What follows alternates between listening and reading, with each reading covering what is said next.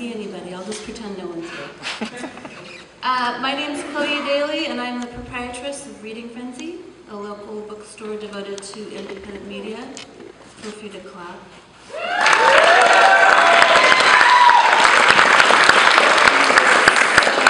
We produce dozens of free art and literary events every year, but we had a feeling we couldn't accommodate this crowd in our 600 square foot bookstore, and we were right. So, I'm not sure how many of you there are, since I can't see anybody. So thanks for coming out, and thanks to Alberta Rose Theatre for helping make the event possible.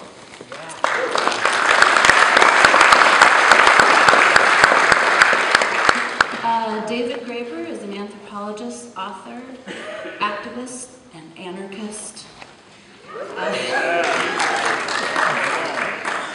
He's written several books, the most recent being Debt, the First 5,000 Years, which he's here to talk about tonight. He's also was one of the key instigators of Occupy Wall Street, so both timely topics.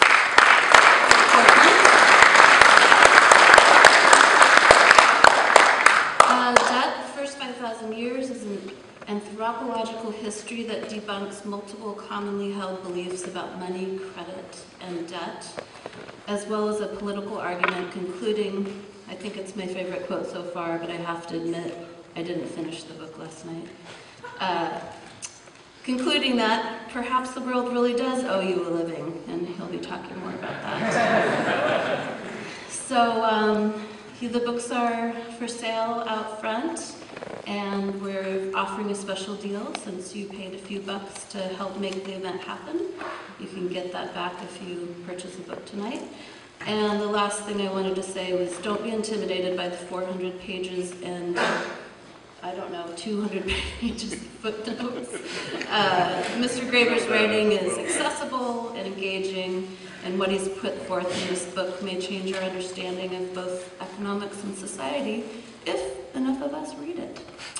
So, David Graeber.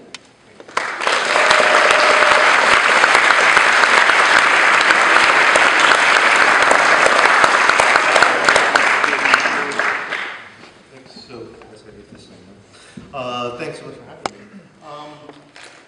I guess this is billed as a reading or lecture. What's that? Lecture talk. Yeah, I was trying to figure out what to do here. I actually got a copy of the book, so I don't think so. I'm going to do that at the end. I figure maybe I shall talk. You just don't want to hear. You don't want to hear just me reading. That's boring. I think I will talk a little bit about how I came to write this book. You're right. Bizarre and staring into darkness. People with white shirts, I can kind of make a vague ghostly image. Yeah, how I came to write this book. I will talk about that. And then perhaps describe a little bit about what I myself discovered in writing it, because one of the nice things about writing a book like this is that when you start this incredibly ambitious project, you don't actually know what you're going to come up with. Or sometimes you do and you're wrong.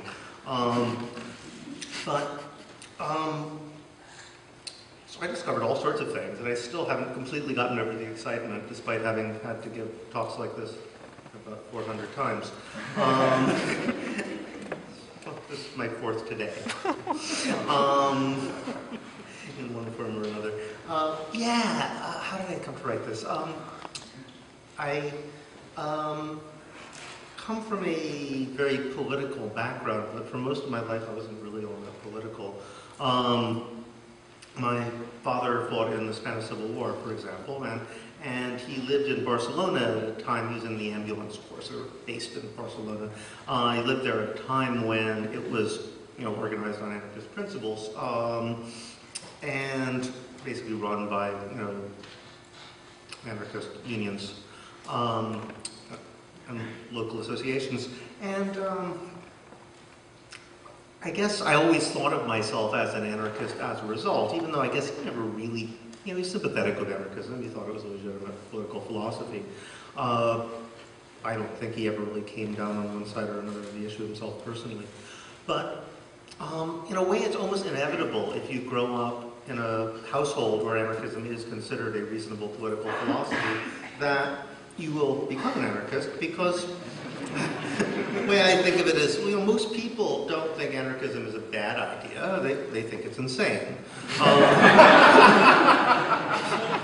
Yeah, sure, I mean, if we didn't have cops in prisons and everybody was nice to each other, that would be great. Dream on. That's generally the attitude. So if you know that it's not crazy, that it's actually been done, well, why not be one? There really isn't any very good reason other than implausibility.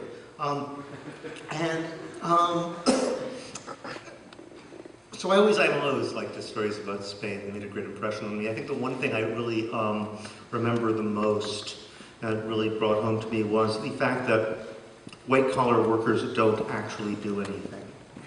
I think that's what I really learned from my father, from his experiences in Spain, because basically that was what they did in the Spanish Revolution, in the cities at least. They simply got rid of all the white-collar workers, and nothing much changed. Trains still ran, factories still produced things, buses still worked. It turns out those guys don't actually do much of anything. It can't be done by, people on the job, in their spare half hour or hour a day.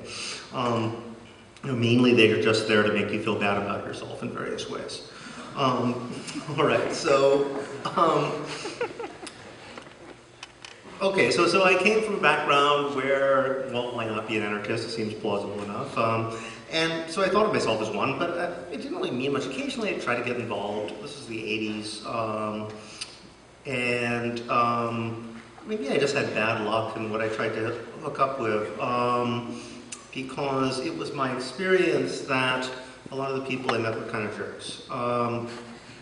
It seemed like, I always called the Bob Black period of anarchism. It was a period where everybody seemed to be this little sectarian party of one person yelling at each other. And I would kind of go and be disturbed and after a few days leave again. So I never got involved, but I decided to become an anthropologist. I ended up going to Madagascar for one reason or another. And by sheer coincidence, kind of, I stumbled into a place where the state had in fact disappeared. I was living in an anarchist society. But the fascinating thing is it took me a while to figure it out. People had warned me at first, well, I hear the state authorities disappeared in a lot of the countryside, you should look out. So I went off, and I was in a small town, which was also in the surrounding countryside, but, the town was like an hour's drive out of the capital. It's hardly like out in the boonies anywhere. And, there was government offices, there were people in the government offices typing things, there was a police station, there was a gendarme station, and various other state facilities, so, it seemed obvious there was a government here. But as time went on, I realized there was something kind of weird going on here. Actually, I think what gave it away is I heard this story about this guy named Henri, who was this enormous, scary guy who was either insane or pretending to be insane. People seem to have mixed opinions on this one. But all agreed that he was terrible, and he would, he was violent, he would beat people up, he was sexual assault, he would steal things and take things and dare people to do something about it. So eventually people thought something needed to be done about this guy. And this is a town of 10,000 people, right?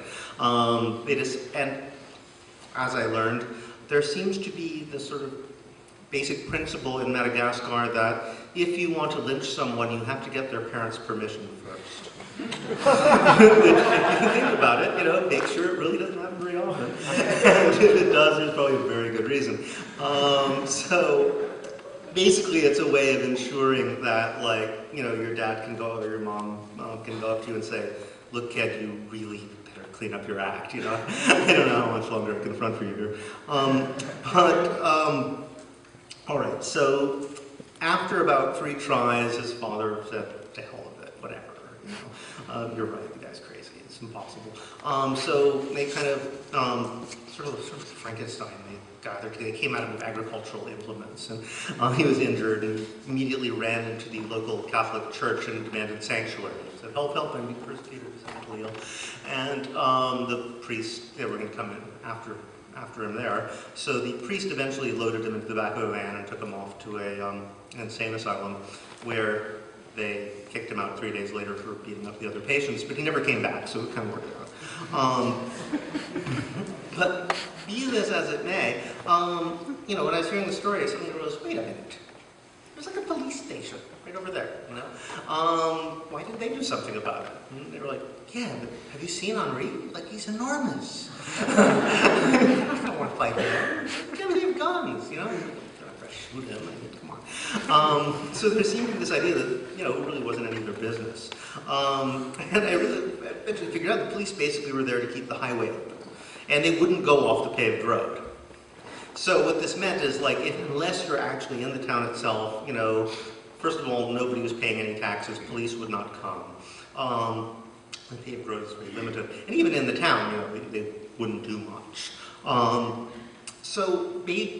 But the fascinating thing was they'd set it up in such a way that you wouldn't know until you'd lived there for a while that there was no state operative in this area.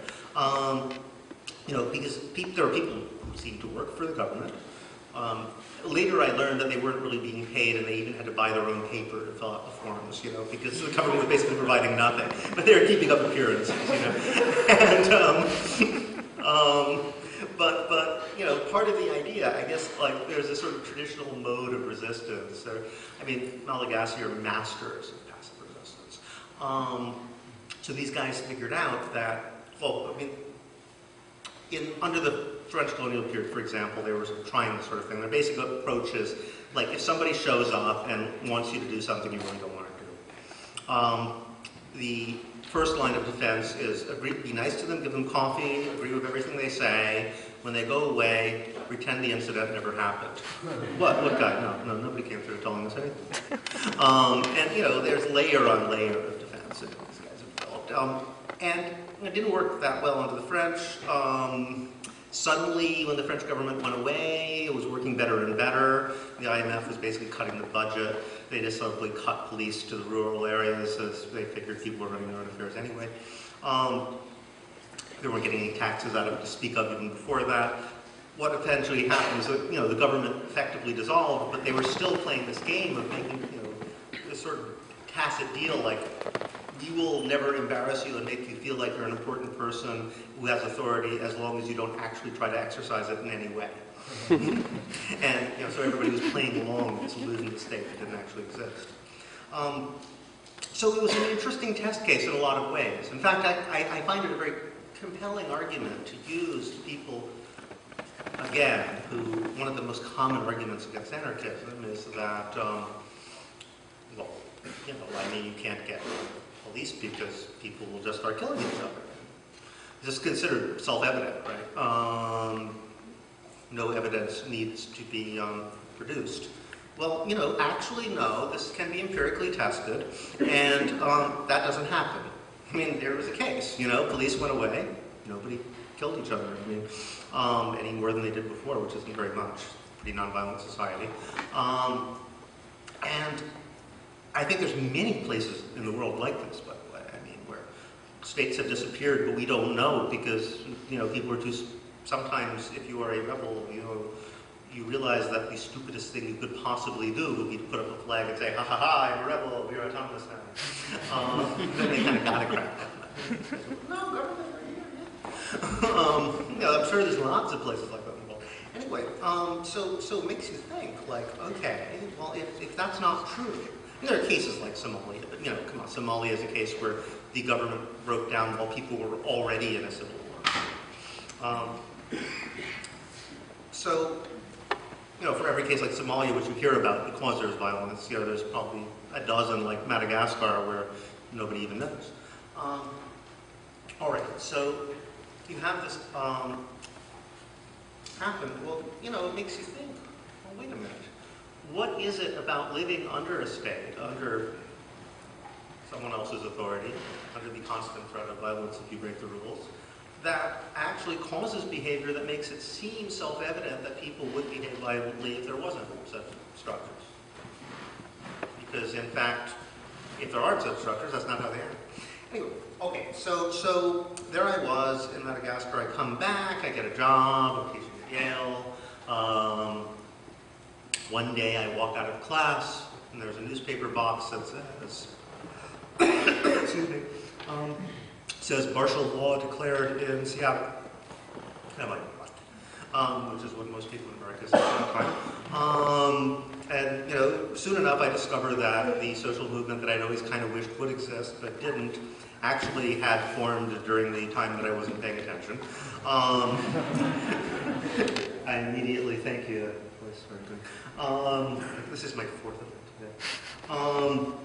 My immediate reaction was like, great, where do I join? No, this is fun.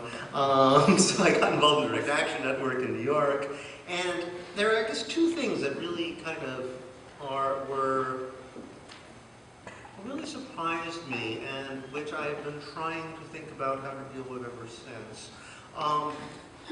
One is that, you know, people were trying to develop this model of consensus-based direct democracy, which they identify with the anarchist tradition that comes out of Quakerism and feminism just as much or more.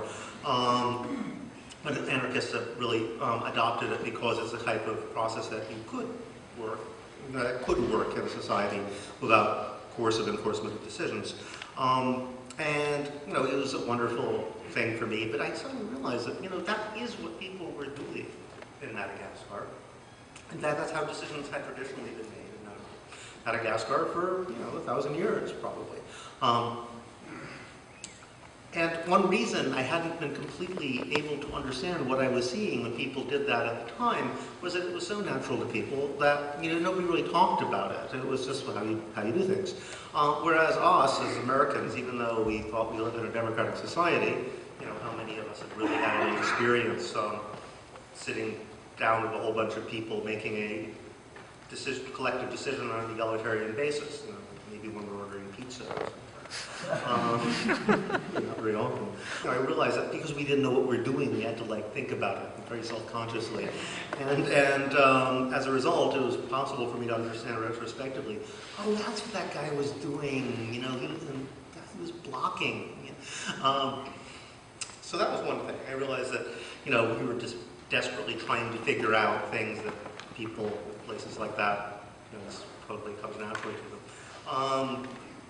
And the other thing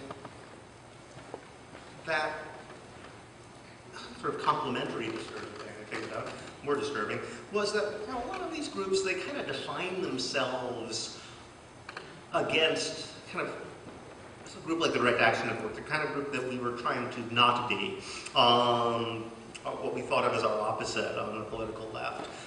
Imagine the sort of you know, Trotskyist or Maoist sort of sectarian little group that, you know, has 24 members, but nonetheless is a political party because it dreams of taking state power.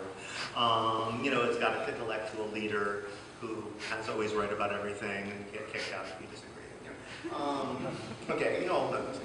Anyway, so we were trying, you know, in a way we were trying to define our own organization as the opposite. We don't have to agree on reality. We all live in incommensurable worlds, but we're trying to agree on action and process and how we go about things. But what I realized was that the mode of argument and discussion that encouraged when we were doing these kind of meetings, I felt very excited, was in a way it was the exact opposite of the sort of sectarian motive debate that I've been seeing all my life, typical of such groups. I kind of made up this half-humorous list of how to identify a sectarian motive argument. Number one is, you know, if listening to another person's perspective, if they say something, there's two ways to interpret it, one of which suggests they have some small amount of common sense. Don't choose that one. Always assume you're different. And number two is like sort of the way of those guys like walk around with list of 24 ways to be wrong, and they just listen to you long enough to figure out which category of wrongness to stick you in.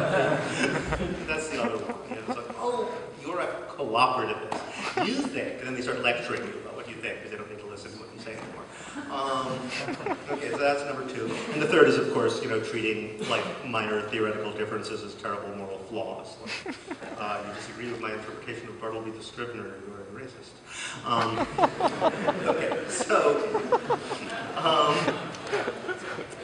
all right, so what I realized was, you know, that sectarian mode of argument, which is like exactly what these people were trying to get as far as possible away from, and thus coming to approximate the way people discuss it in Madagascar, was in fact almost identical to the way that I had been taught to argue at the University of Chicago as a graduate student. I resisted, but I still, yeah. So it gave me sort of an identity crisis. I realized, well, okay, like if we're not vanguardist, if we're not, you know, the purpose of intellectuals is not to come up with the correct analysis, to the group that has the correct analysis to bring the masses to the appropriate level of consciousness so they can understand what we already understand, all that kind of stuff, which we know where that leads.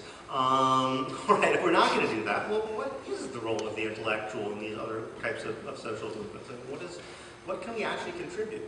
Assuming that we actually can contribute something. I'd like to think we could. So, I put a certain investment in that. So I thought, all right. And I've been thinking about it ever since. I've come up with a lot of possible approaches.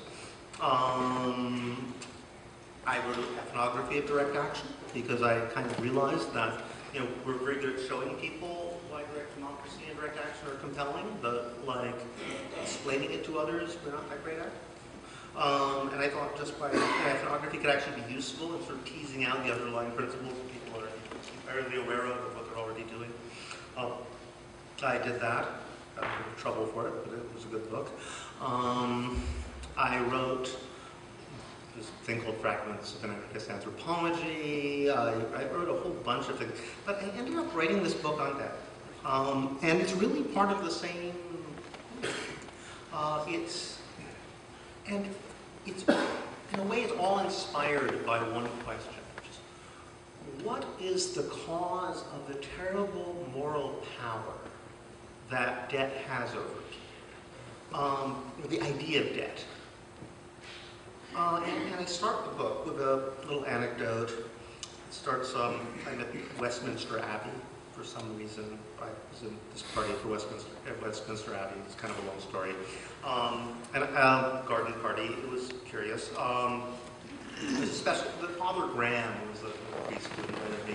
He was very gracious host. He kept inviting me to everyone, but he had this incredibly annoying habit of like saying, "Hello, this is meet David Graeber. He's an anarchist." Yeah. Okay. That kind of limits the possibilities of conversation. So he introduced me to this one person. I was like, oh, this person you're really going to like. She's a lawyer. She's an activist like you. Community causes. So I chatted with her for a while, and I thought I was amongst friends, so I was talking about anti-IMF campaigns and drop debt campaigns, talking about structural adjustment policies. And actually, I was telling the story about Madagascar because, you know, IMF structural adjustment policies have had profoundly ambivalent effects on Madagascar. On the one hand, they're largely responsible for the fact that the police disappeared because people, you know, they had to cut the budget somehow. You know, we're not getting any income from the countryside anyway. Cut services, which security services went first. Of course, other places they would have gone last, but one thing you can say for Madagascar. Commend them. Okay, so, but on the other hand, they also cut things like malaria eradication programs, you know, which had been in place for generations. So, you know, malaria returned where it hadn't been for 50 years, and everybody lost their immunity. And I think 10,000 people died in the Highlands alone in the year and a half before I showed up. About half of whom were children. Telling stories like this, and you know, she said, "Well, what was your proposal to do about this?" And I said, "Well, I cancel the debt." You know? There's groups like Jubilee 2000. They're talking about the debt campaigns, and And she was like, well, but wait a minute, I mean, they borrowed the money. I mean, you know, surely you have to pay the debts. And, you know, I remember it was one of those, oh, no. But I thought I was amongst friends here. And, you know, so there's like, okay, there's 25 different things I could say now. Which of the ones shall I take out? And, no, they didn't really borrow the money. Yes, they repaid it like 4 or 5 times, but through the miracle of compounded interest, they still have to pay it 4 or 5 times more. You know, you know, or even the economic argument. Because, you know, the fascinating thing about this is it's a moral argument. It's not an economic argument. Because, you know, economically, in fact, you know, what capitalists like to say is that the justification for profit is the willingness to accept risk. If you lend money, you're supposed to be taking a certain risk, which you're not going to have if nobody can default, right? That's why you make intelligent investment decisions. You know, that's the purpose of a financial system, supposedly to bring the money to wise investments. So if, like, there was some system that people had to pay back no matter what, you know, well, if I just walked into the bank and I said, hey, can you give me a couple $1 million? I got a hot tip on the horses, you know. Normally they will say, yeah, dream on. But you know, if they knew they could collect it no matter what happened, you know, because they could, I don't know, sell my sister into slavery or something, or my organs or whatever it would be, you know, well, you know, what's to stop them from making any kind of idiotic loan, and then no money goes to people actually want to start a laundromat. Okay, so even according to economists, this is stupid. This idea that everybody must pay their debts in all circumstances. But, so actually I think that was the one I ended up trying. The interesting thing is, you know, when I talked to fellow activists about this, the usual reaction was like, oh yeah, that conversation. You know, everybody's had it. And I thought about it more. I thought, okay, I just told her a story about 5,000 dead babies. You know, under what other circumstance would an obviously very nice, well-meaning person try to justify killing 5,000 babies? Yeah. You know, I mean, probably not. Maybe collateral damage, I don't know. But really, basically not. So what is it about debt that makes us able to justify things that you just never think to be able to justify in any other circumstance? And that's really what set off my writing the book. Took me a while to get to. And the answer was complicated.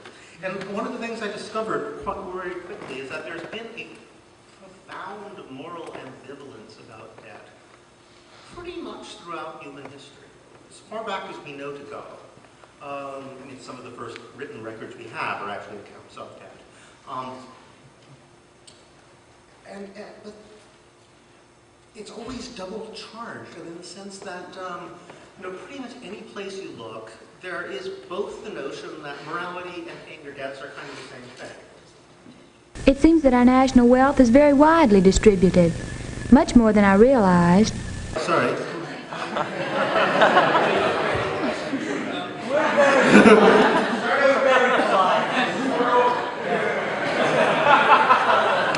I'll start reading now. All right, yeah. So we have a situation where, yeah, you have this terrible ambivalence. So that you have people saying, on the one hand, you know, morality is debt. Like in many languages, the word for debt, guilt, and sin are the same. So on the one hand, you have that. On the other hand, so morality, paying your debts are the same thing, just like the person said. But on the other hand, you know, you also have the profoundly held notion that anybody who lends money for a living is evil. How do you reconcile those two things? You know, and that was one of the first things that I was trying to figure out. Actually, I found this great story in a medieval Japanese Buddhist monk wrote an account of strange happenings during his time. And one of them is about this moneylender. She was married to a governor, and she was known to be completely unmerciful and exacting in her loans and would charge high interest rates and send people scurrying and hiding, wandering about in other provinces trying to hide from her, ruining lives all over the place. And when she died, saying prayers over the body after 2 days, suddenly she, sort of sprang back to life, but she was half ox. It was this horrible, deformed monster, which everybody panicked, and they started trying to pay restitution to all the people she'd taken money from and give all the rest of the money to monasteries until finally she mercifully died. And the monk was like, well, clearly this is a case of premature reincarnation. Essentially, what happened here, he said, well, it says in the sutras, because Buddhism is interesting, it's one of the few world religions that it doesn't object in principle to lending money at interest. Islam, Christianity were all against usury, and Buddhism wasn't necessarily. But they said, all right, it says in the sutras that if people lend you money and you don't pay it back and you die, you might well end up being reborn as an ox in their barn. So you should pay your debts. On the other hand, it's obviously the case that if you're too mean about, demanding the money back, and you're too aggressive, you could get reborn as an ox in their barn, which was obviously what was about to happen to her. Except I guess she'd been too mean to too many people, so it just became even worse. So this kind of bad ox. I remember thinking about this and saying, well, wait a minute. That doesn't make any sense, because you're not going to be aggressively demanding the money back unless the person hasn't paid. So that means they were about to get born as an ox in your barn, but then if you're too mean about it, then you get born as an ox. So how do you decide who's an ox in the other one's barn? Is it a sort of judgment call by the powers that be, who was being too mean or who was being too remiss? And it just brought home the degree to which Dan was always surrounded by the sense that one party is definitely at fault and the other party is probably at fault, and in fact everybody's probably to blame is horrible. Despite that, think about most people who have ever lived have been debtors, at least at some point in their lives. So the first thing I started looking at is how it is that we come to think of moral relations as debts in the first place, despite the fact that it has such disturbing implications that everybody's basically rotten, or that social relations are basically rotten. Because, well, it occurred to me that really this is what happens when you try to imagine the world as all human social interactions, anyway, as resting on the principle of exchange. Which people on all sides of the sort of intellectual divides, economists do it, but even people argue against economists have a tendency to do so as well. We have this weird thing in social theory that we want to reduce everything to exchange, despite the fact that it's kind of obvious that it's not true. You have everything from the economists saying everything is an interested transaction, calculating your interest, and to people on the other side of Claude Lévi-Strauss saying, well, everything is reciprocity. It's language is the exchange of words, and economics is the exchange of goods, and he said kinship is the exchange of women, and small extent. And I've always been fascinated by this. This is so obviously false, What is it that compels us to do this? I ended up first having to map out, well, okay, what are the basic moral principles behind economic transactions? We have to start by that. So I came up with a formula. I like it. It's a little, minimal start. You could probably make it more complicated, but said, let's say there are 3 basic principles whereby we interact with one another. Moral sort of principles which can regulate transactions or anything else for that matter. I will call them communism, hierarchy, and exchange. Because, if you define hierarchy, if you define communism, not as, it's some state where everybody owns things in common, but rather, the classic definition of the term, from each according to their abilities to each according to their needs. Well, most of us use that principle when dealing with people we really like, who are best friends, people in our family.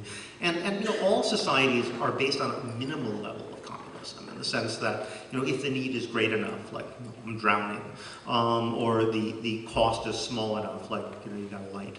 Well, we don't actually keep count of who gave what to who, even strangers will do things for you. In fact, in a lot of societies, it goes a lot further than a light or directions or something like that. It would go to food, for example. If you're not an enemy, and if somebody asks you for food, you can't really say no. There's this great Maori story I always like to tell about this famous glutton named Teoringa, who used to take advantage of this, and he'd just go up and down the beach, and whenever fishermen came back, he would say, "Oh wow, squid, I love squid." And people say, "Okay, yeah, take the squid." You just do this every day, no matter what people would catch. And after about 2 years, people got so sick of it that they formed a war party and killed him. It's actually easier to just bash someone's head in than to say, "No, I'm not going to give you the squid." So these are actually very powerful moral things. All right, so you have communism, this sort of basic level where everybody...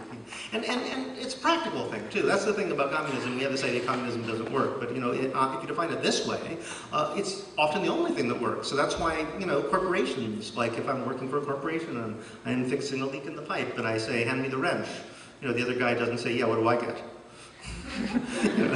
Actually, you apply principles from each according to their abilities to each according to their needs, because it actually is practical.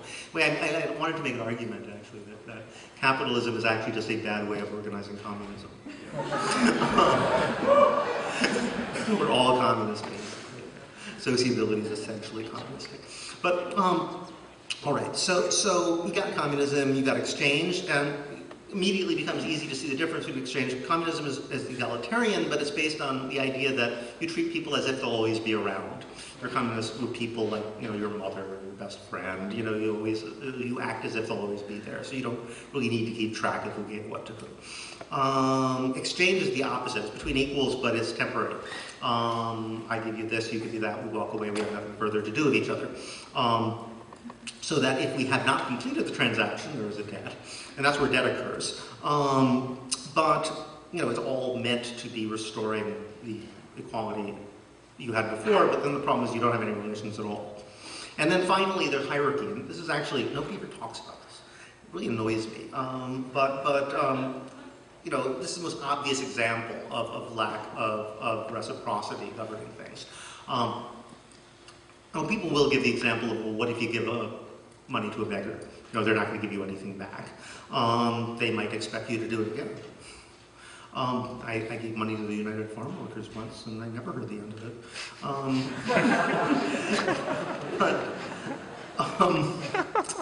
So you have that, but actually, I think that's how hierarchy works. It's based on a logic of precedent. If two people are assumed not to be equal at all, then what one person does is given as a sign of what the type of inequality this is what the nature of the relationship is, and if you do it, they expect you to do it again. Or if you do something back, it's different. So like, you can give $1 to a bum and they're like, thanks, so they're not going to give you $1 back. I mean, if it turns out they're actually, a tycoon who's drunk and on a binge and they meet you later, they could give you a Cadillac or something, right? But they're not going to give you $1. They might give you something even more. So there's fundamental inequality, this sort of things. But I actually came onto this when I was reading this book about medieval feudalism, and I ran into this thing called writs of non-prejudice. Which is a specific type of document, because in the Middle Ages it was just accepted that since relations between unequals, and nobody's really equal to anybody in the Middle Ages, were based on principles of custom. There's a web of custom. Any new act is considered a precedent which shows what which is expected to be repeated. So one example Mark Bloch, the historian, gave was there was this lord who had a bear. As a pet bear, and the peasants thought the bear was really cool, so they raised a fund to support the bear. Bear died, they still had to pay it for the next 200 years, because once you make a payment to a lord, then you're expected to do it again every year. And this would happen all the time in the Middle Ages, and the only way to get out of it is, like if you give a present to someone, you'd have to actually have them sign a document saying, just because I gave it to you this year, I don't have to do it next year. So that's hierarchy. Now, so all these moral principles sort of infuse our relationships with one another. I notice it all the time, even in interpersonal stuff, right? You know, if you're nice to people, they'll expect you to do something back, but if you're so nice to someone, they just define you as a superior, nice person, then they just expect you to do nice things for them all the time, and they'll get really mad at you if you don't, you know, this sort of thing. So these are basic moral principles, but debt only occurs as a side effect of exchange. But if you define all human relations, not as this complicated mix of communism, hierarchy, and exchange, which is what's actually going on in the world, but rather just as exchange, which for some reason social theorists invariably wanted to do ever since the rise of sort of commercial society,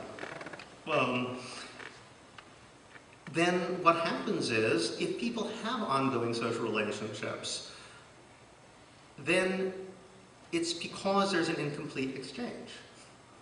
And in some places that's a good thing. You know, like there's like a lot of, you know, in societies where there's a famous ethnography, the TIB, where the anthropologist goes and people start giving her gifts, and they bring in some okra, some fish, here's some this, here's some that, potatoes, and she doesn't know what to do, so she just writes down what everybody brings.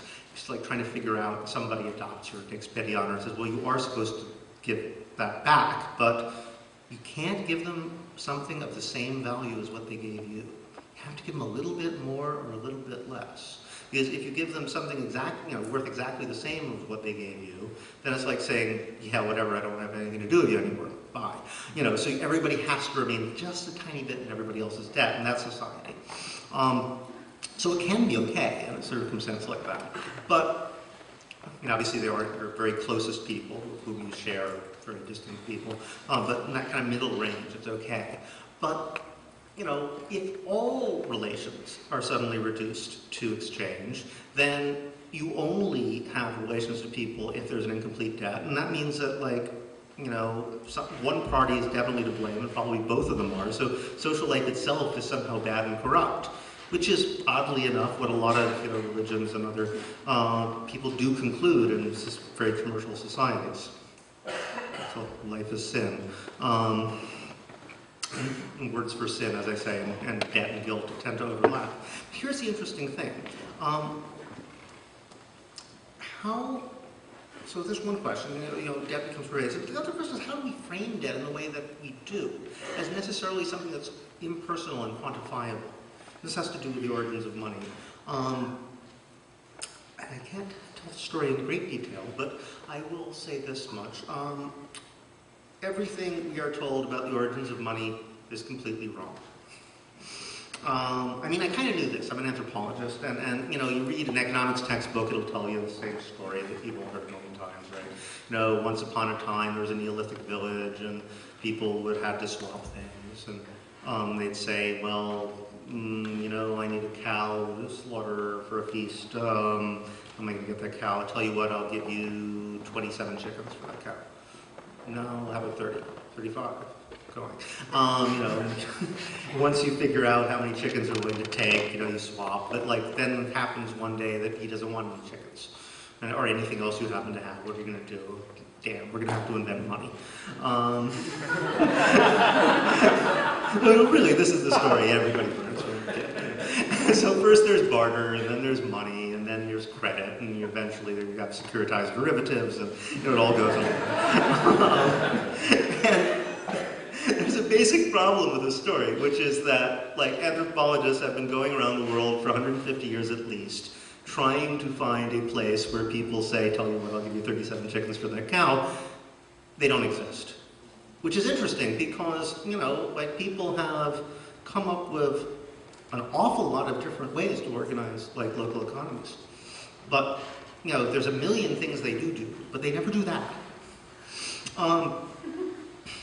I guess there's a logical reason, which is that, you know, it assumes that people in a small Neolithic village will only operate by what economists like to call the spot trade. You know, we walk in, here's something, you give me something, bye-bye, we walk away. Which is stupid, because, you know, like, say the guy doesn't need my chickens, even if we were doing this, like, for God's sake, I'm his neighbor. I'm going to have something he wants eventually.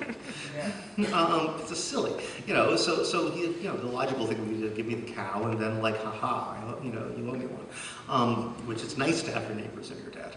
And in fact, that's what you actually find in relations between the sort of people who would be doing exchange rather than something else.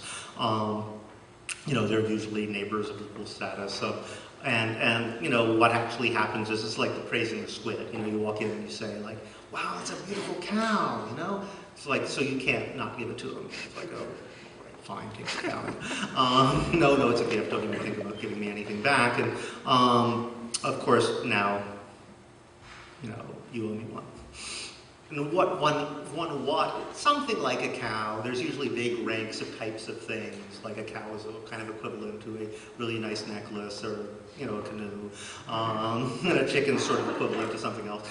So you have ranks of types of things. But it also doesn't have to be a thing, Could be like, gee, my son is really in love with your daughter. It could be a million different things.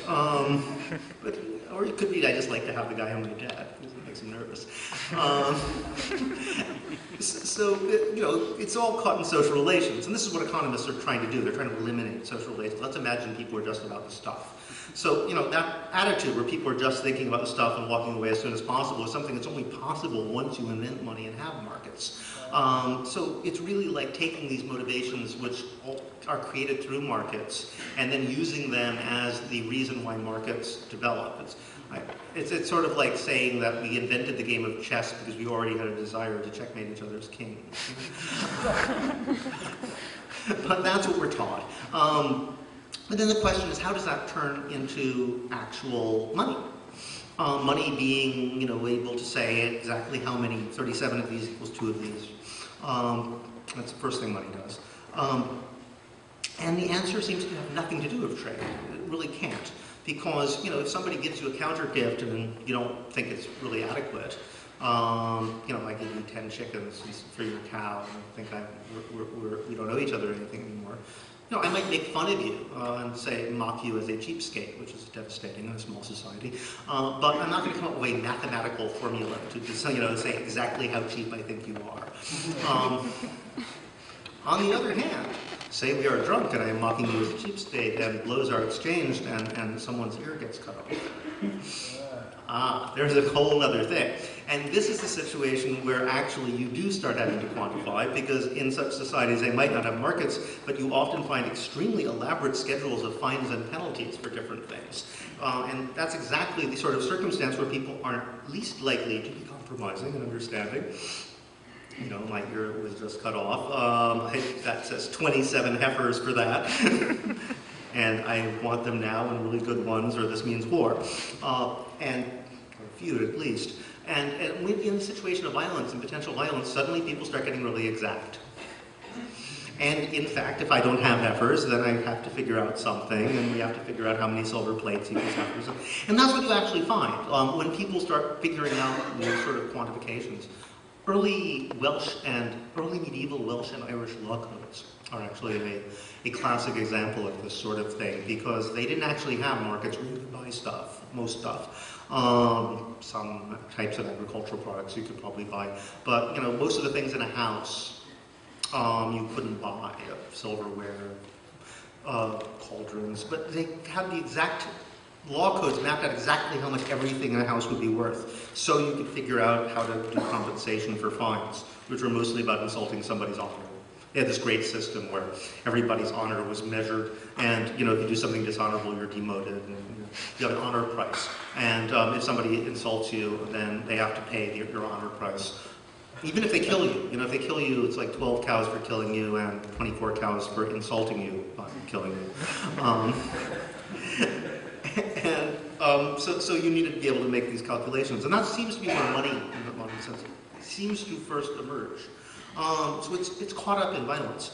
And that, I think, it helps explain why debt has this strange relation with violence. So, because a debt is just a promise, but it's a promise that's made impersonal by mathematics and coercion. And because it's impersonal, and mathematical, it's also transferable. As I was saying two previous times today, if I just made it up, but I'll use it again. If I promise to meet you at 5 o'clock, you can't give that to someone else. But if I promised you $5, you can actually give that to someone else. In fact, some people would say that's what $5 is, if they promise to pay $5 worth of something. That circulates an IOU.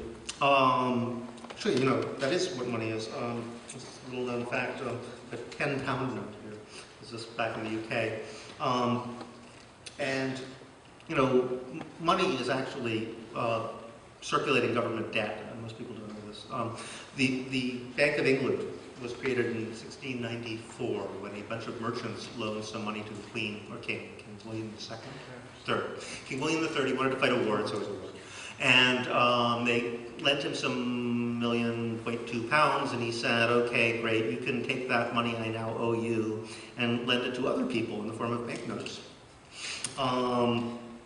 Which is great because they're collecting interest twice, once from the king, once from the other people. They lend the money that the king owed them too. But it means that if the king ever paid back the debt, there would be no money. So, this is what, when they say, oh, we have this deficit, we need to pay back the federal debt. Nonsense. Our system works the same way. If there was no debt, there would be no money. We have to have a debt. But in the £10 note, they even admit it. Here's the queen, right? And there she is. And next to it, she's saying, I promise to pay the bearer the sum of £10. So this isn't £10. It's a promise to pay £10 of something, which you can then cancel off against the money that you owe her in the form of taxes. Sort of double negative. All right. So debt. So money essentially is circulating debt, quantified. But it always involved in a war. I mean, the coinage, for example, is a classic example. Coinage was basically invented to pay soldiers. It crops up, because at first they're using credit systems. Ancient Sumerians, they had money, but they didn't even actually make scales accurate enough to weigh out the tiny amounts of silver that would have been required to buy a chicken or something like that. They knew how, but they didn't bother. Because nobody actually spent silver on chickens. They just tapped everything up and paid it 6 months of a year. It's the way it used to work in England until the 1600s or 1700s, really, in a village. Nobody actually had cash. There wasn't much of it around, and anyway, it was considered sort of uncouth. So everybody, just kept track of who owed what to whom, and every 6 months to a year they'd have what they called a reckoning. They just sit down and say, okay, you owe 5 shillings to him, he owes 4 to you. They sort of cancel it all out in a big circle, and then anything that's left over, somebody would give somebody a pig or something. So that's how money worked through much of history. It's like they didn't actually use cash. But then when they invent money, it's largely tied to military things. It always seems to be related to violence in some way. And that makes sense too, because it doesn't make sense if you take the sort of Adam Smith version where money arises from the inconvenience of barter, because if that were true, one of the great mysteries actually is why kings, ancient or medieval kings, wanted taxes in the forms of money. Because, if money is just happens spontaneously, why can't the king just grab the gold and silver mines? And then he's got all the money. What's the point of taking the gold and silver, stamping your picture on it, giving it to people, and saying, okay, everybody give it back again.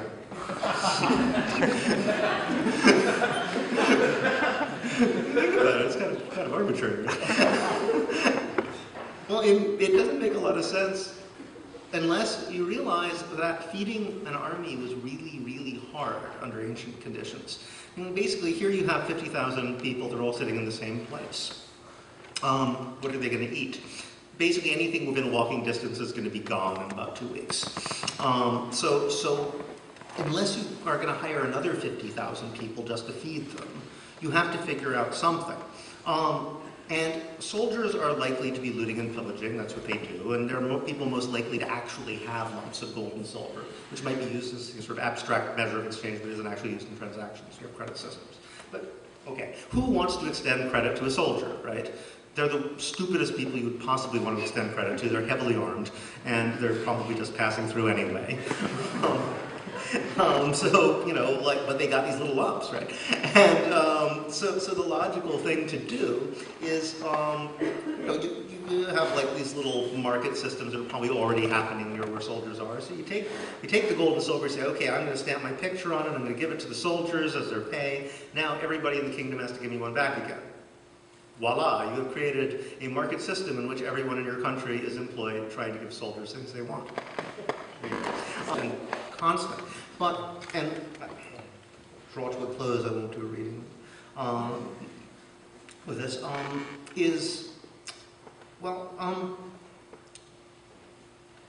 the crazy thing is how that becomes moralized.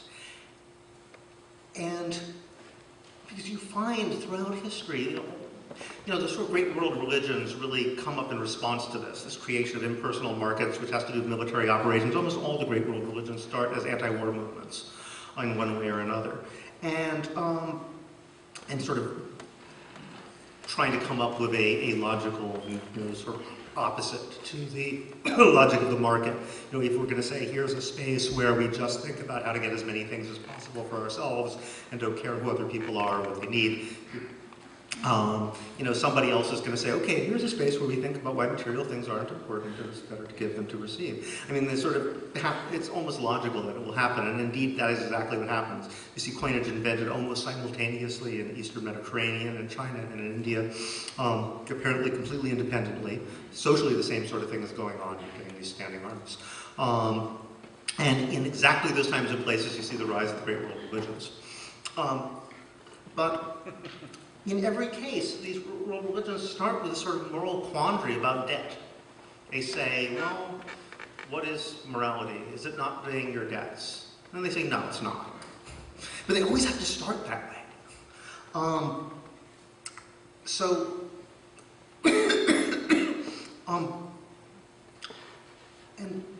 This is a great puzzle. And it's even true of sort of classic works of philosophy.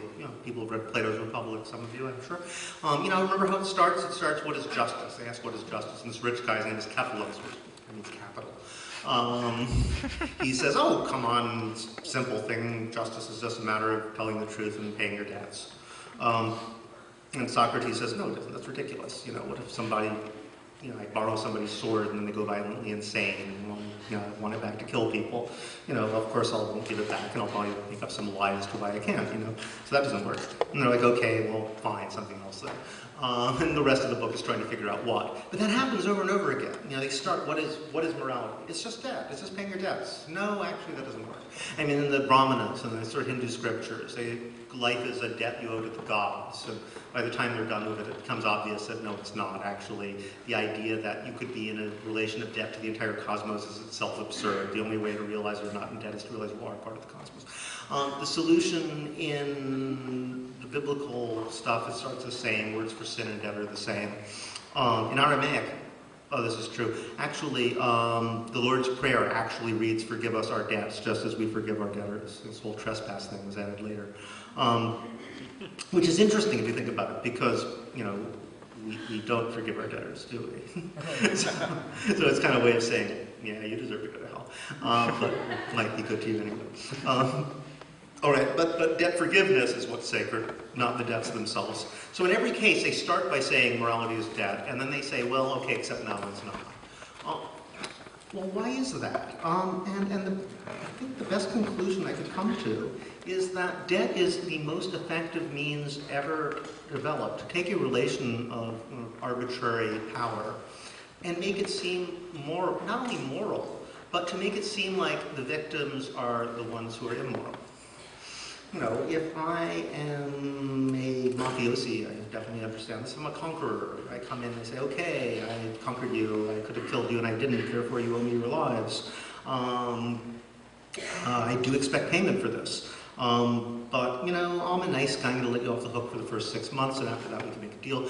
But I do expect payment. And suddenly you're the benevolent one. They're scurrying around feeling like jerks all the time because they can't make their payments. And, it moralizes the relationship in, the opposite way that it might otherwise seem. However, there's kind of a worm in the bud from the perspective of the people on top, which is that it implies some relation of prior equality. It's like, you know, a debt is some people who should be equal, but somebody messed up. And as a result, it seems to make people really indignant. Like the vast majority of all revolts in world history have been about debt, much, much more than have been about anything else. You know, serfdom, slavery, caste systems, any form of oppression you can think of. I mean, people do revolt, but it seems like if you tell somebody they're inferior, that's going to annoy them.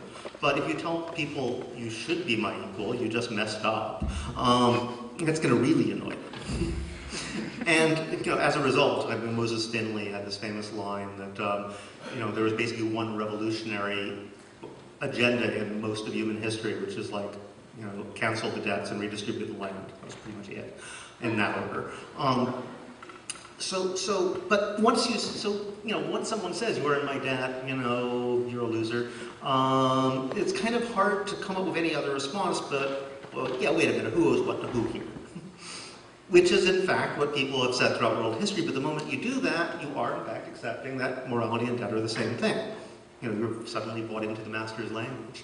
And that's, I think, why these religious scriptures, you know, have to use the political language of the day, all start by saying, okay, yeah, morality's dead. And then they say, except no. So that moral ambivalence has been with us for thousands of years. We still haven't quite figured out a way to work our way out of the box. And it seems to me that in order to, the notion of debt has come to color our very ideas of what it is to have a moral relation, what it is to make a promise. Is what is a debt? A debt is basically a promise that has been perverted by math and violence. Strikes me that, you know, one of the most pressing political questions is precisely, well, what would a promise be? What kind of promises would free people make to one another? I don't know if we even really know anymore. I mean, in a way, freedom is the ability to make a promise. The word free, actually, freedom, derives from a German root meaning friend. Free people are people that can make friends, because slaves can't. You know, they have no social relations. They just have to do what they're told, so they can't make promises. Free people can make promises, but you know, what sort of promises would free people make to one another? In a way, you know, I guess what the point of social movements is more than anything else is to, we don't know. I mean, but we have to figure out a way we can put ourselves into a situation where we can find out.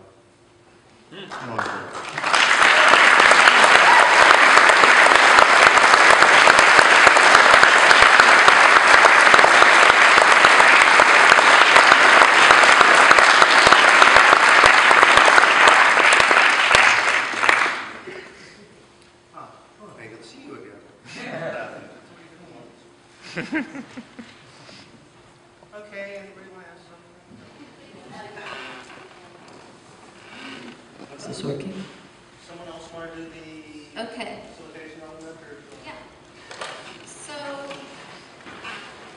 any questions? Okay. Start with you. There's a few different terms with regard to with regards to debt. There's quite a few different terms, and one that I've learned is called moneta, which was incorporated in Scripture. It wasn't originally there, but was put in the Latin Vulgate, where it wasn't in the Textus Receptus.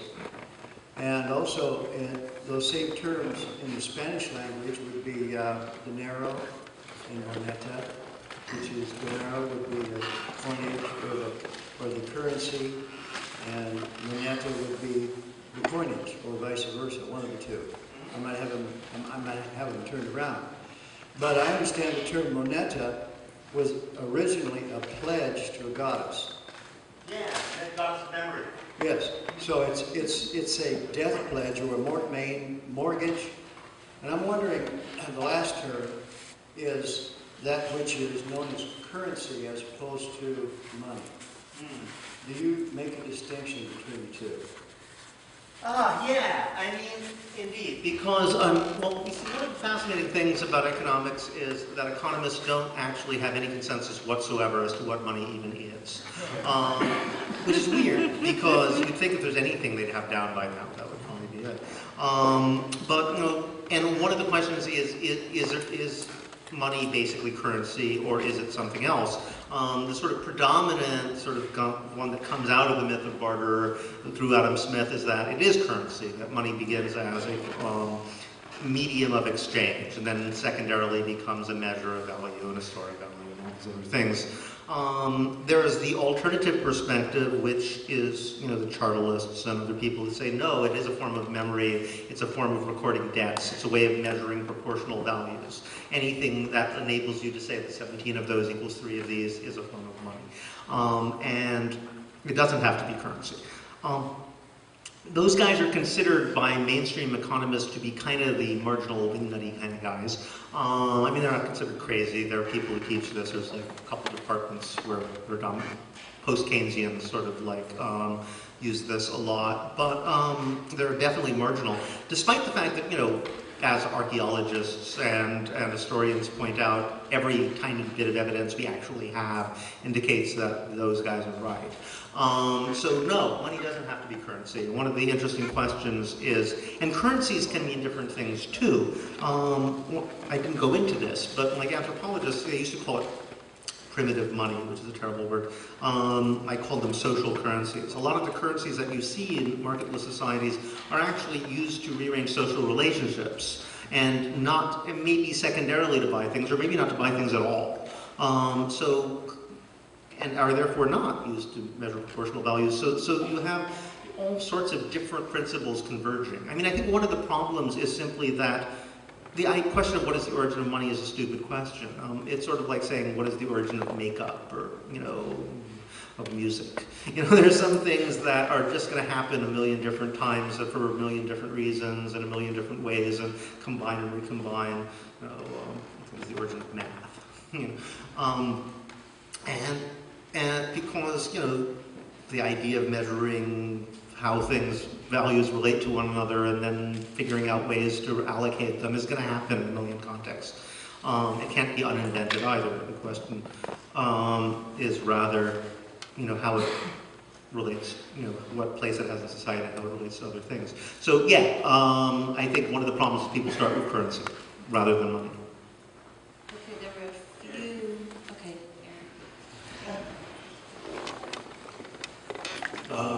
Just a silly one. So you commented earlier about how folks use debt as a means of manipulating people in a broad sense of things, both in a religious sense and a few other ways. Do you suspect that debt is an inborn, maybe instinctual thing in humans and maybe in other primates? What I was trying to really emphasize with the example of communism, hierarchy, and exchange is that, sure, you can say these principles will always occur in any human society. I would actually agree with that. The problem is we have an assumption that because something will occur anywhere, it's like fundamental and it's the only thing. I mean, in fact, this is a problem I always have with arguments from human nature. It's not that they're wrong. I mean, some people think, either there's the only way to deflect these notions that, selfishness and greed and competitiveness are in human nature is to say we don't have any essential nature at all. I take the opposite tack. I say that, we have natural urges. We just have 1,000 of them, and they're all going in completely different directions. So yeah, we have urges to figure these things as debts. We also have urges not to, and to think of them as sort of communistic sharing and trust, or other ones to accept hierarchy and other. There's a million different, ways that we could be disposed to see things, and we're constantly juggling them. So in a way, we are free to choose which one of our natural instincts we're going to act on. They're pulling us in every possible different direction at any time. So yeah, there's debt, but it's just one of many registers by which we get to see things. So what I was trying to look at is not just why we, when you're in a relation with someone who's you see as basically an equal but sort of separate, you feel debt, but also why you don't in other circumstances, and why we have this need now to imagine debt as encompassing everything. I'll give an example. about, you know, exchange. Like there's Marcel Mauss, the famous French anthropologist, had a book called The Gift, where he was trying to challenge our assumptions of economists by saying, why is it we feel, if somebody gives us a gift, we feel we have this debt, we should give them something back. Even in a case where nobody's making you do it. You know, here I'm Milton Friedman, I'm an economist who says everybody's trying to maximize their utility. You know, if somebody takes me out to dinner, takes Milton Friedman out to dinner, you know, he's going to feel like he's a schlump if he doesn't, you know, take them out. Another economist takes them out to dinner. You know, he'll feel somehow obliged. According to his own theory, he shouldn't feel that way. He should say, yeah, I got something for nothing. But in fact, he doesn't. So why is that? And that's true. You know, Mauss is making a really powerful point. There's this idea of reciprocity. But it's also true that, like, if an annoying graduate student, like, you know, takes Milton Friedman out to dinner, he'll probably say just going to dinner with him is reward enough, you know, hierarchy, right? Or if George Soros, you know, takes him out to dinner, he probably will say, I got something for nothing. So it's, you know, it's only between equals that apply. So, you know, these different types of morality spring up into certain social circumstances and not others. And, you know, a large part of, like, you know, what we're really trying to understand, I'm trying to understand here, is how that works, and how these very complicated different principles that could be brought to bear actually interact, and which of them we seize on and define as the essence of human nature, even though, in fact, the essence of human nature is all of it. Your answer is segueing rather well into a couple of questions I have here, and I'm kind of acting as a proxy for a group in which I brought up your upcoming presentation this evening, and it's an international group of kind of middle-aged folks and of varying intellectual capacities or interests or what have you. But middle-aged folks generally, for the most part, have an interest in maintaining their status quo, let's say. You know, we're established, we're stable. And so one fellow from Australia, he was curious because in the link that I sent to the Business Week article, it referred to Occupy Wall Street and the fact that a great many young people, you know, are disinclined to read your book. And I don't know. That wasn't even true. Well, I talked to the actual librarian at Occupy Wall Street and said, "What is he talking about? Like that thing was on demand all the time." So, okay, because his question was whether or not you had plans to either run classes or somehow educate people who wouldn't necessarily read your book. When you just referred to the whole egalitarian exchange, you know, what you are imparting here is wonderful for those of us who want to sit down and read it, but what are, if anything, methods by which this material can reach people who wouldn't read your book? And then my other question, very quickly, somebody else in that group brought up Chris Martenson, who, like you, is not an economist, but considers himself a research scientist, and who has devised this thing called the crash course, in essence, where he is promoting increased communitarian values and what have you, lowering standard of living to increase quality of life, and so on and so on.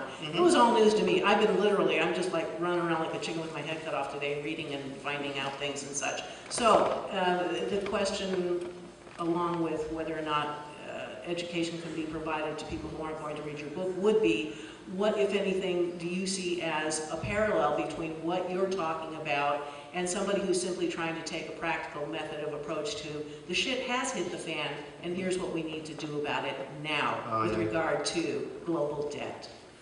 Well, okay. In terms of the education stuff, I mean, I think, you know, I don't know, as I say, I think Business Week wasn't even true, because you know, the Occupy Wall Street librarian was so upset when they read that they actually called me and said, that's not true, everybody's, you know, I mean, I think that in terms of getting it out, though, I mean, one of the nice things about social media, you know, is that, you know, probably this conversation I'm having now is going to be out on the web in, like, you know, a matter of days. I was just reading someone saying, like, well, you can check out these Graeber videos, but he always tells us the same thing, you know, he has all the same, even the same anecdotes, and it's like, that's because I've given talks about this like 300 times, you can't think of it completely new, and I tried to throw a little bit of new material every time.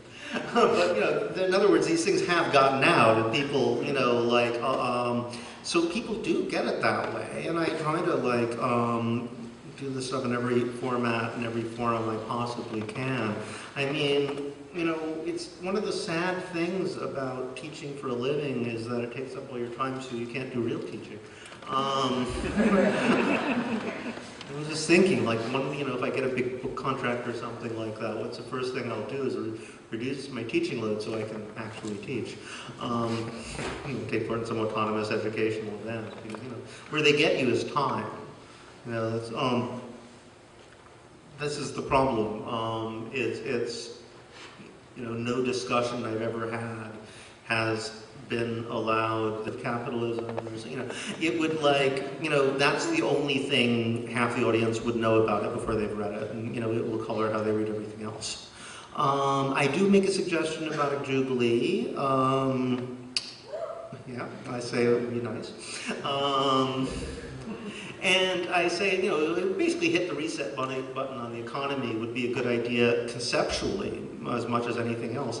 I mean, I didn't manage to get into the whole sort of course of history, but part of my argument is that we are at the brink of a new age, but this new age is not unprecedented at all. You know, people talk about virtual credit money as this crazy new thing made possible by computers that, like, has brave new world of money like we've never seen before.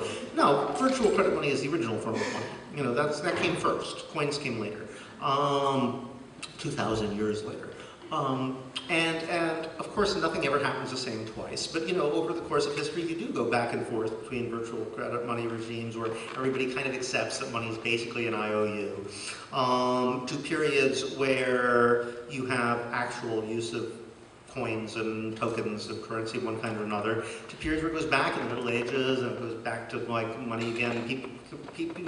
Periods dominated by actual hard currency tend to be periods dominated by large standing armies, wars, slavery, empires.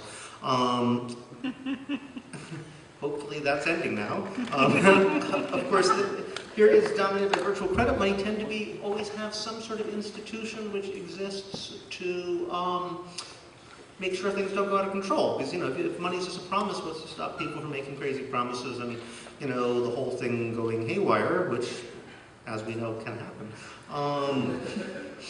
And, you know, through most of world history, the solution was to put some kind of something in place to protect debtors. Ancient Mesopotamia, they would just cancel debts periodically, clean slates. Every new king would just say, okay, start over. Jubilees institutionalized that in a sort of 7-year, 49-year cycle. And then, you know, in the Middle Ages, they just had anti-usury laws. You couldn't exact interest at all. Debt peonage was made illegal.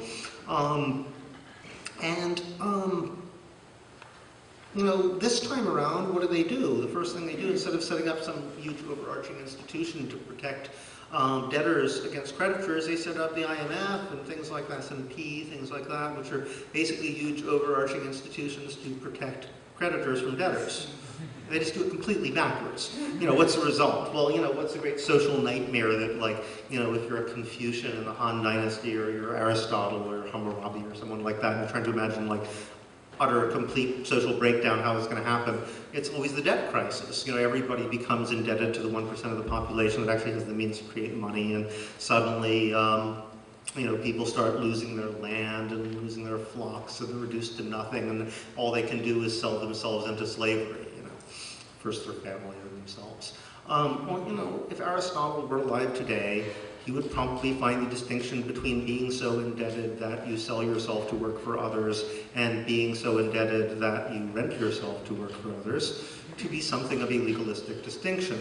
I think most people would say that crisis, which people imagine is the worst thing that can happen, is exactly the situation most people live in today. And it's because they did it backwards. But like by framing this in a larger historical sense, you know, it's a way of saying, well, no, history has changed, but obviously it never happens the same twice, but there are things that have solutions to this kind of thing that have been found in the past, and high time we start thinking about this.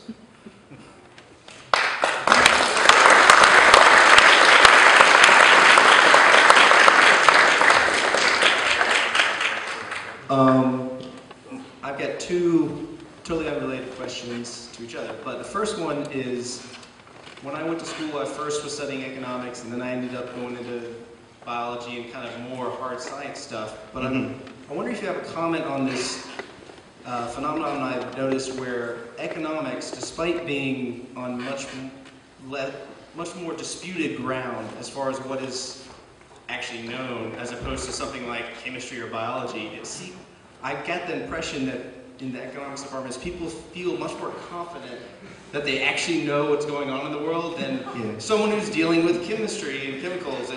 So kind of your comment on why, especially in the public perception, there seems to be this consensus, and you've talked about this in some of your books about, oh, there was never anything you saw more agreed upon by the public and the media than the Washington Consensus. It's clearly the way it works out, and everything is decided.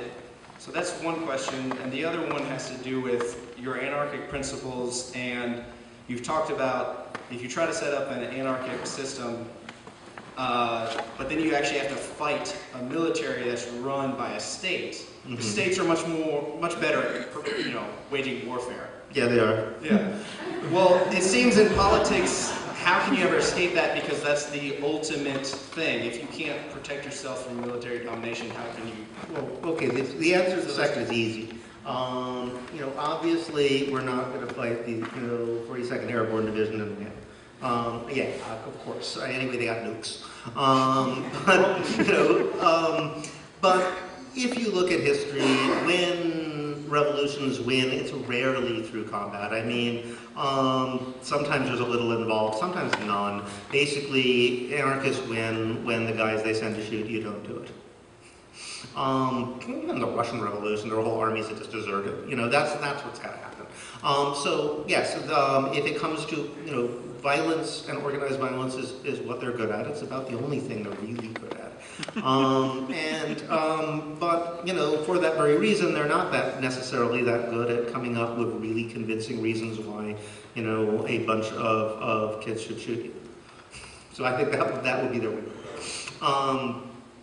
What was the first one? The hegemony of economics? Yeah, why are economists so confident when people in more confident fields are less confident? Because they're so confident because that's their job. I mean, performance. It's all performance. I mean, people ask why is it that no economist could predict the housing bubble, even though it was this $12 trillion housing bubble. I was reading stuff by everyone from Dean Baker to Emanuel Wallerstein saying, there's a housing bubble, it's going to crash. And those guys, aren't even economists. Well, Dean Baker is, but Emanuel Wallerstein isn't. But the reason why, I talked to some economists, and they said, well, there's a saying, there's a phrase they use, talking down the market.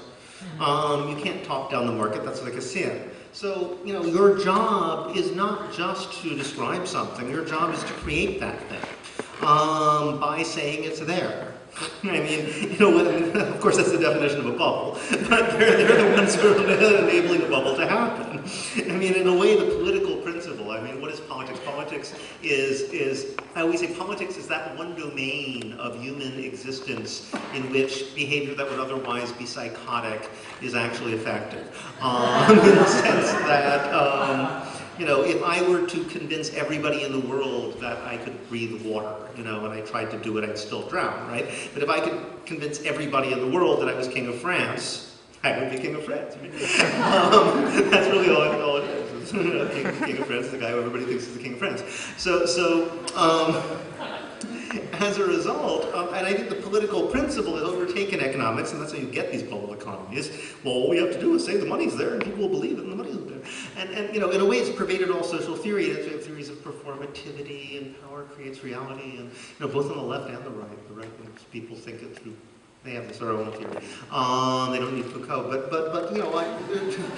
across the board, there's this idea that this performance creates these realities, and the economists were the sort of priests of this religion. That was their job, is to say this stuff was there, to be very convincing about it. They're not a descriptive profession for the most part in practice. There's some guys who give sort of authority to everybody else, but then the other guys go out and just sort of their job is to go there and say, no, it's really there, all that money, yeah. That's what they do. Hello? I have two related questions. The first one is, how would you describe in anarcho-syndicalist Spain during the Civil War, the voucher system of the anarcho-syndicalist economy, how would you compare that to our current economy, our debt-based economy? The what system? What was the word? The anarcho-syndicalists in Spain, they used labor vouchers. Vouchers as you were. Yeah, these are all sorts of different things, actually. There were some interesting experiments in that regard, but you have another question. And the second question was, why do you think that this more successful, comparatively successful anarchist uprisings in cities tended to be more market collectivist, with like labor vouchers, equalized labor, with mutual aid, while the countryside has gone more rapidly towards communistic systems? More successful ones, so what would be the unsuccessful ones where that didn't work? But like in the Ukraine, Oh, the okay. countryside of Spain, they had more communes. Well, I mean, you also have people, I mean, you know, the interesting thing about, people have these barter systems, for example, and one of the interesting things about barter is that, as I was saying, it's not just that this sort of standard narrative, first there was barter, then there was money, then there was debt. It's not just that it's wrong, it's actually backwards.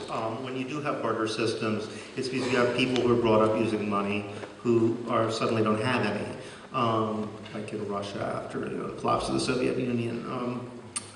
Even when you have it as an experiment like Argentina, it's largely because there wasn't any money floating around. People create alternate systems, or at least that's how they got so many people involved in it.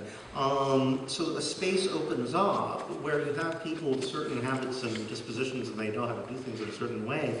I mean, you know, this is the reason why Marcel Mauss wrote The Gift, sort of the opening salvo of sort of modern economic anthropology. He was actually thinking about Lenin's new economic policy. And saying, like, you know, Russia was, he said this actually occasionally, you know, Russia being the least monetized society in Europe, they still couldn't just legislate this stuff away. They had to come up with something, you know, and in fact, they brought in the market wholesale again. And he said, well, this has to make us think, and he was a cooperativist most, you know, what are the, you know, what is money really, what is objectionable about it, what is, you know, we need to, what would an alternative actually be like, what has it been like? I mean, I think it's very naive to imagine that people will just go to a completely different system immediately, but I also think that, you know, some kind of system that resembles money is going to happen. I mean, you're not going to get rid of money altogether if you define money as some system of proportional values. No, the question is where it's going to be applied and where it isn't. I always like to say, well, you know, money's just a rationing system, right? You know, it's like you can have ration coupons for bread and ration coupons for milk and ration coupons for cheese, you know, if you're rationing during the war, or you can have ration coupons which are rationing coupons for anything. That's what money is. So it strikes me that on the one hand, it's hard to imagine a society in which nothing is rationed. You know, you have to have some rationing technique for certain types of resources, but it's also hard, you know, you also want to keep rationing to a minimum. One would imagine, right? If that's all money, you know, is a form of rationing, you wouldn't want to ration everything. You know, some might want to make everything free you can. But, so it's, you know, for me, something like money is probably going to occur in any complex social relations, set of social relations where a lot of people are strangers to one another, or, you know, which is what's going to happen in a city.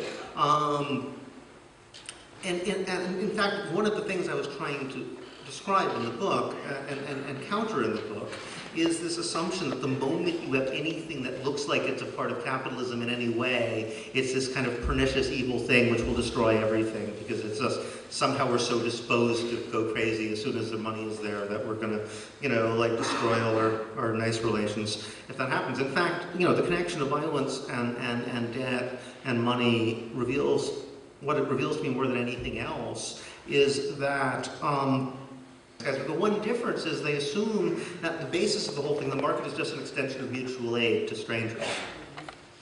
So they don't have competition as the essence of, you know, it has a role, but it's not the essence of what the market is. Which makes perfect sense, because if you don't have coercive enforcement, and of course they don't have interest-bearing loans. They don't need coercive enforcement and for things like that. You can have contracts based on honor and trust, because if you don't come through, then you lose. Everybody knows that you're a deadbeat and you can't get more loans, so you have no credit, so you can't operate. So you don't. But as a result, the market means something totally different than it would mean if there was a state enforcing contracts. People have to sort of, promises become promises that you will renegotiate if circumstances change, so forth and so on. When that gets transported to Europe, where the market and military operations are very, very closely linked, the whole thing starts looking very different. But what I'm trying to get at is that rather than, if you have any sign of anything that looks like capitalism, it's inevitably going to be this worm in the butt that's going to destroy everything. Actually, some things like money, it means something totally different in different circumstances. In fact, it's exactly the opposite. This money systems which are invented, feed armies and support military operations, when they get detached from states, can turn into something very different. It's not exactly an answer to your question, but it's a contextualization of it. I'm trying to open up possibilities here. And there's nothing inherently wrong with something that looks like a voucher system or money, whatever works, because it's in the larger context in which it's placed, or whether it takes its meaning. All right, real short question. You mentioned that earlier, more agrarian societies, closed societies, would keep track of debts and have a reckoning later. You mentioned the Welsh societies and other, that this was kind of a virtual currency in these Welsh societies. Now that tech and as societies grew bigger and you knew the people you were dealing with less and less, you had to move to more of a coinage thing because you couldn't offer them debt because you didn't know them. Now that we're moving to a more interconnected society that we can track our relationships with other people more, how do you see this affecting the shift towards or away from virtual currency, and whether or not that will be a personally empowering shift or a personally oppressive shift? It could go either way. It really depends on the larger power relations in which it's embedded. I think that there's a strong possibility that you can go back to personalized forms. My friend Keith Hart has made a big argument about this, that this is what the internet has made possible, is going back to personalized forms of money and let systems and things like that. So there's definitely a lot of people playing around with that possibility. I don't think, I think it's going to go, it can go either way. I think it can create the most invasive and pernicious forms of financializing every aspect of our existence, which to some degree it has, or it can do the exact opposite. And again, I think it's what sort of larger political structures this stuff is in and how much coercion is behind it. It's not like people, it's just the impersonality that turns people into monsters. I mean, you really have to have structures designed to turn people into monsters, to turn people into monsters. Although, once you do, they tend to work quite effectively. All right, hi David. So you started this, introduced yourself, talking about how the intellectual work can support movements. And we're in quite a moment right now. We're in a moment where debt on a large scale has been, a lot of it's been made visible to a lot of people about how unjust it is.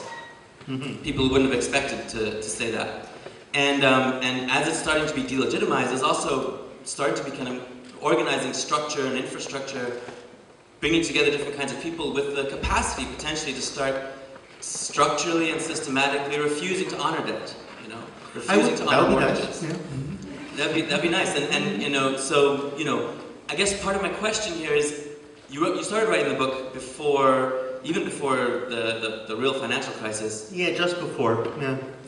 But we all know it's going to happen. In the process of this coming together and where we are now, and in your tour and 400 talks, I'm curious about what you're seeing in terms of how this is really building towards large-scale delegitimization of mortgages, people starting to refuse to honor these debts, to build solidarity with each other, to build mutual relations, and to build the power that will help to minimize the potential for the state to repress it. And then that's the first question, what are you seeing out there? And then the second question is, the concern is that this will be rehabilitated. That a new king will come, and there'll be a new jubilee, and there'll be a reset, and we'll go back to the things as before. How do we maintain the spaces for the creativity and for the real shift of the power relations so that this more communist, more social fabric of relations can really become the power for all of us, ongoing? Oh, very good questions. Yeah.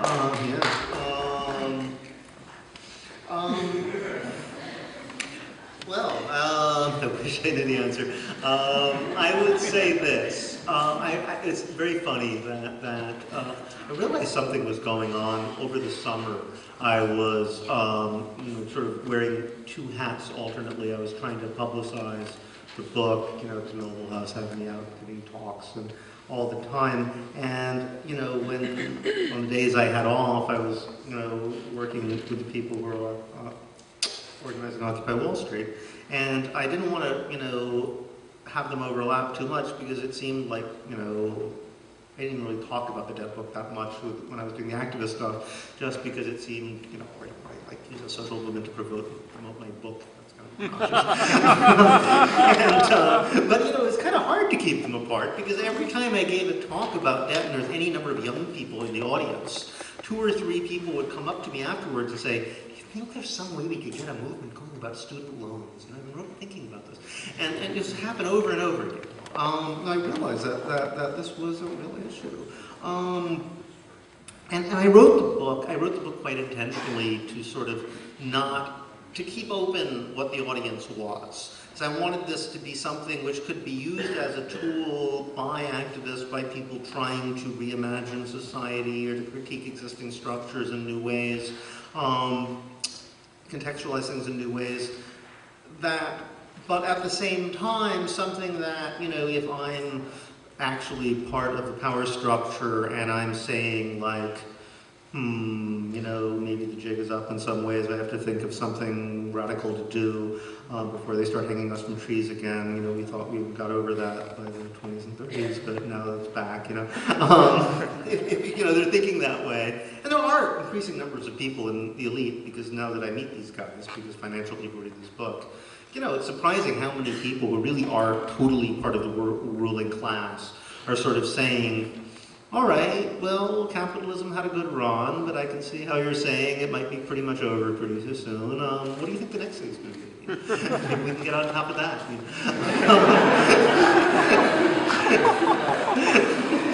So people are open in ways that, that are kind of surprising. So, I thought it was useful to...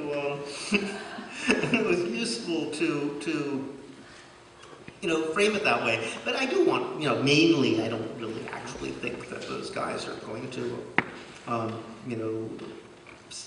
do anything radical unless they're really forced to. So I think that it's largely about delegitimization. And that's why I went after the moral power of debt, because that's one of their biggest aces in the hole. This idea that, of course you have to pay your debt. And people still, feel a strong feeling about this, despite the fact that, one thing we discovered in 2008, you can't hammer it away at it enough, is that, no, you don't have to pay your debts, not if you're rich. It was always the case, like I have this phrase I use, the communism of the rich in the book, that, like rich people are incredibly understanding, forgiving, and generous when dealing with other rich people, or can be. They'll play games like Goldman Sachs versus, Lehman Brothers, or, but, ultimately, when their common interests are in any way endangered, they'll come through for each other, and any debt can be renegotiated. It's recognized to be what it is. It's just when you owe the money, it's a whole other thing. Then it's morality, and I think, what we need to hammer away at as much as possible is like, they did kind of let the cat out of the bag in a million different ways in 2008, and now they want us to forget. What we learned is markets don't run themselves. Though all those incredible geniuses who are the only guys who actually know how to run an economy, we're all told that, they might be horrible people. We're not even saying they're nice, but, all other systems have failed. They're the only people who know a system that works, No, actually, they're a bunch of scam artists and idiots who have no idea what they're doing. And finally, we learned that you don't actually have to pay your debts. Not if you're AIG, like $13 trillion can just be made to disappear if they wave a magic wand. I think that provides us an angle that we just really need to push at as much as possible. And just to change the language by which we talk about these things. That's step one. I've never seen, I know so many people who grew up in, whether it's Pinochet's, Chile or, Yugoslavia or Russia, where they say, like, I've never seen propaganda like that where I grew up. America's much worse. Everything you can possibly talk about in public is totally controlled and monitored, and we're surrounded by words you can't use and things you can't talk about. And like, we start with bribery, which, we have a total political system that's entirely based on bribery. It's the governing principle of all political life, but we can't say that.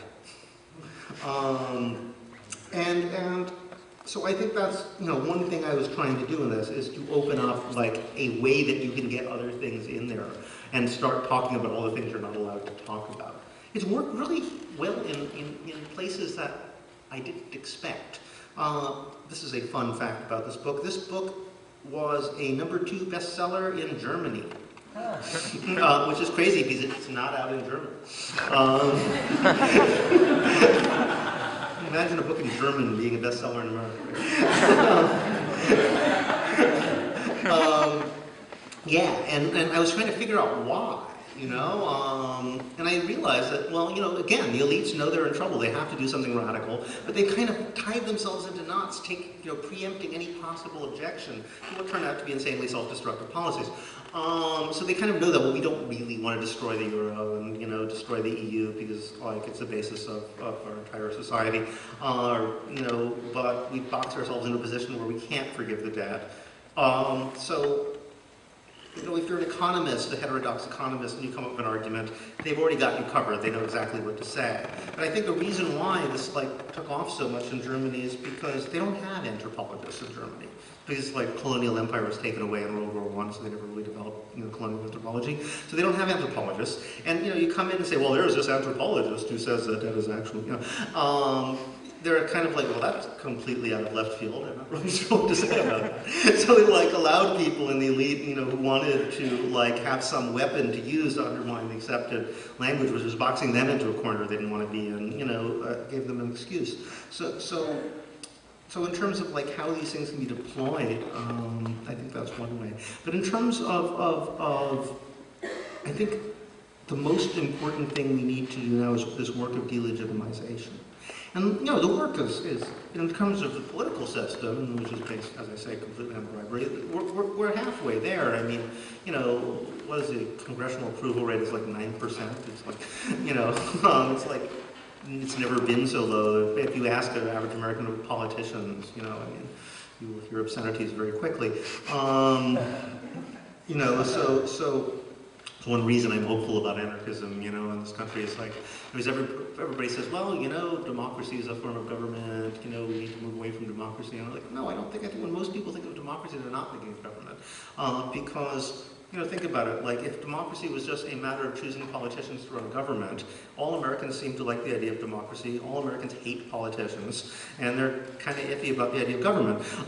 So how do you reconcile this? Clearly, it means that there's already a huge potential there, that we need to change the sort of allow to blossom, to change the common sense, or allow positions that people are actually holding to be pronounceable in public. And as a way of sort of delegitimizing the existing structure. And just that act of delegitimization can itself have enormous effects. I think of Argentina as one model.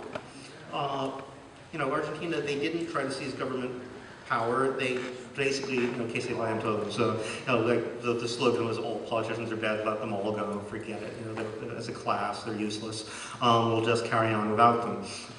So you have local assemblies and occupied factories, and they're creating this alternate currency system, and so forth and so on. But the result was that, when stable government eventually did form, it was this guy Kirchner was the most mild social democrat who ever lived. Last person to do something radical, to restore the idea. I mean, it got to the point, it got to the point that politicians couldn't go to restaurants, of any political party, because they would they would have to wear false noses and mustaches and things, because if people would see them, they'd start throwing food or screaming at them or chase them out of the restaurant. And that's where we have to get, basically.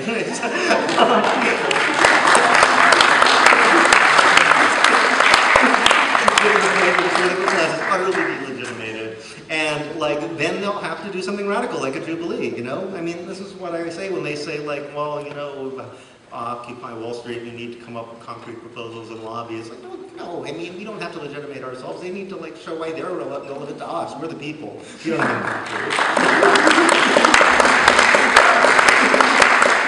Work of delegitimization, and I think that in itself, death's right is helpful too. They're hard to organize, but there's ideas of how to do that. But that very work of delegitimization might cause them to feel obliged, like in Argentina they did do it at default and basically destroyed the IMF. Because they had to do something radical to restore the very notion that government was relevant to people's lives. Okay. It feels like we just got going, but we're going to have to wrap this up. We have 2 more questions, and then David will meet you in the lobby for book signing. All right, just really briefly, I think one of the challenges in the more recent Occupy stuff is being able to the ability to succinctly communicate what Occupy means to someone that isn't necessarily in the orbit, and I was wondering if you, in a couple of sentences, could maybe sum up in your mind what this all means. Well, I was just kind of doing that. But Yeah, I mean, it's along those lines, but I mean, like... Even more succinct than that. Yeah. Okay. Both parties have been bought by like 1% of the population or owned by Wall Street. Politicians aren't even talking about problems real people have. The existing political system is based on is a system of bribery and nothing else. It has nothing to do with democracy. If democracy is going to happen, we're going to have to invent it over. There you go.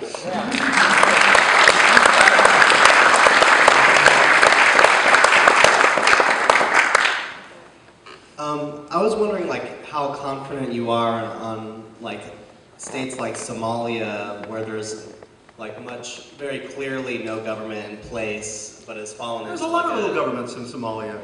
Well, like more, that's a problem. Like multiplicity. Just more, where it's more of a gang, warlord. I'm sure much more of a like organized crime kind of debt-driven, interactions. Do you think that there's a lot of potential for societies like that to become more of a mutual aid-driven, like place like Madagascar, where? Okay, here's the weird thing about Somalia. I mean, it is true that Somalia is a place where the state collapsed when people were already fighting a civil war. So obviously it's going to turn out differently when there's a peaceful situation and states collapse. It's also true, and this is crazy, but look it up, that almost all social indicators in terms of life expectancy, education levels have gone up since the state collapsed, even in the midst of a civil war. I mean, how that happened, I'm not sure, but they're actually running a successful education system, They've actually got a fairly effective economy going despite that stuff. So, even though there's all these would-be statelets killing each other, they're still doing better without a central government than they had been when they had one.